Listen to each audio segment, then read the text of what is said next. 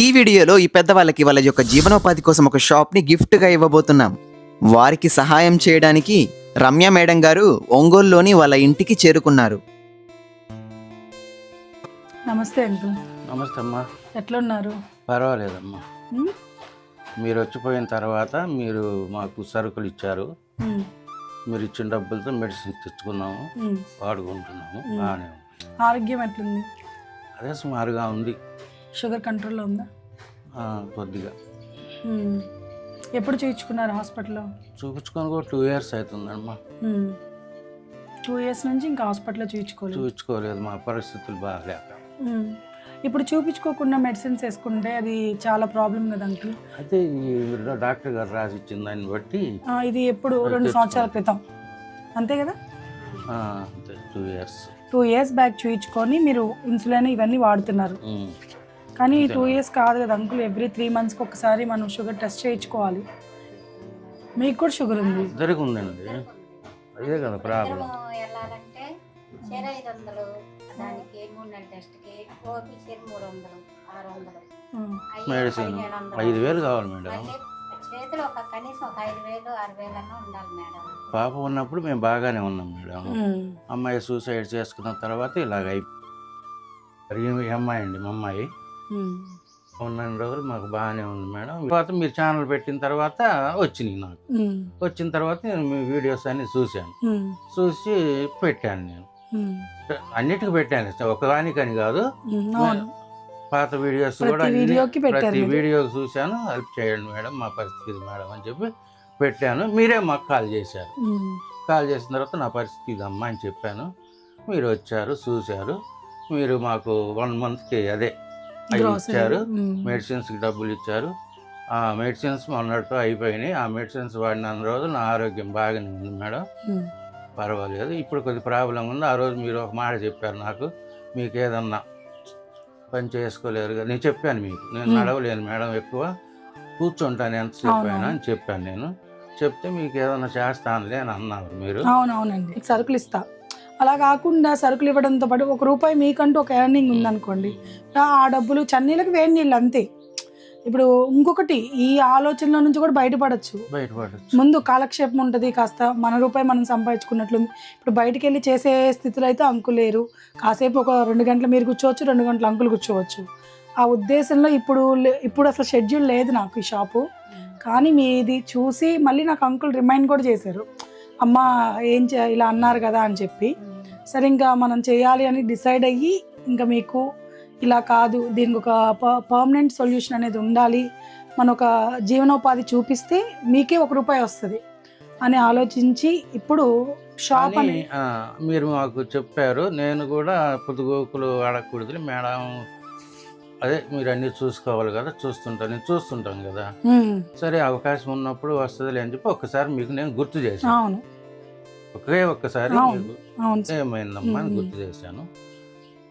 తర్వాత మీరే మొన్న ఫోన్ చేశారు, అది మాకు ఏదైనా దారి చూపిస్తామో అని సదే షాప్ పెట్టిస్తాము అన్నారు, బంకు. దానివల్ల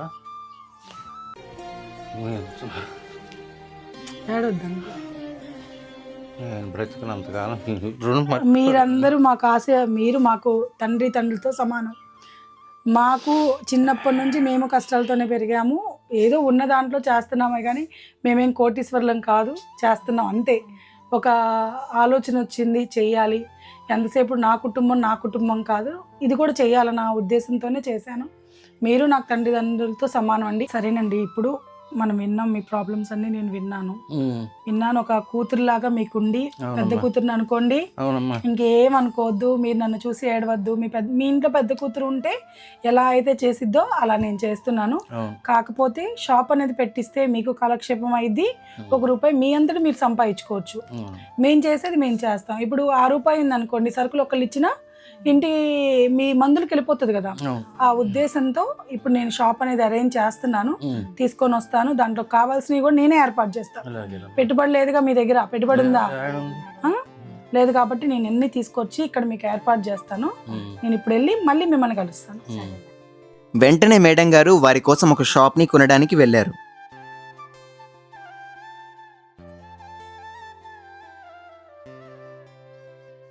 తరువాత ఆ షాప్లోకి కావాల్సిన వస్తువులన్నీ తీసుకున్నారు. ఇంకా ఆ పెద్దవాళ్ళ యొక్క ఇంటికి నెలకి కావాల్సిన సరుకులు కూడా తీసుకున్నారు. వీటన్నిటిని తీసుకొని వెంటనే వాళ్ళ ఇంటికి బయలుదేరారు.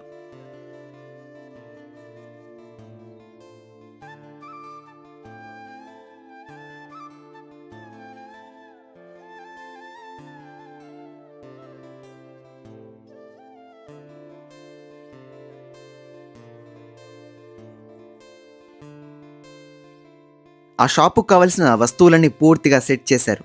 మొత్తానికైతే షాప్ పని అయితే కంప్లీట్ అయింది. ఇక మిగిలింది ఆ పెద్దవాళ్ళతో ఈ షాప్ని ఓపెన్ చేపించడమే.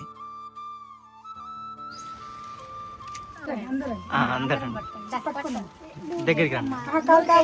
అందరం చేస్తేనే బాగుంటుంది. రండి అంటే ఎంతమంది? నలుగురు. ఒక్కొక్కరు రండి. వెళ్ళండి మా వెళ్ళండి.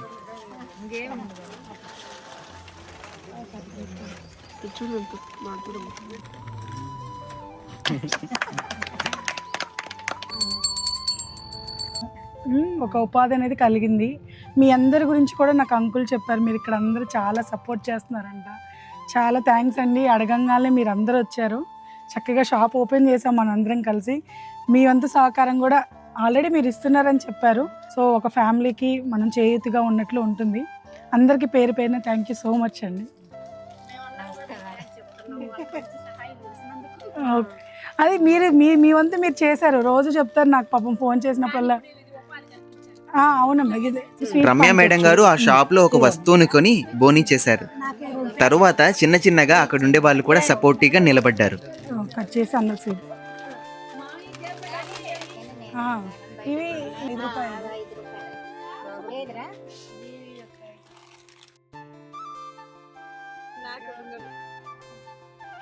మీకు కావాల్సిన నెలవారీ సరుకులు కూడా తెచ్చాను. మనకి షాప్లో కావాల్సినవి తెచ్చాను, ఇంట్లో కావాల్సినవి తెచ్చాను.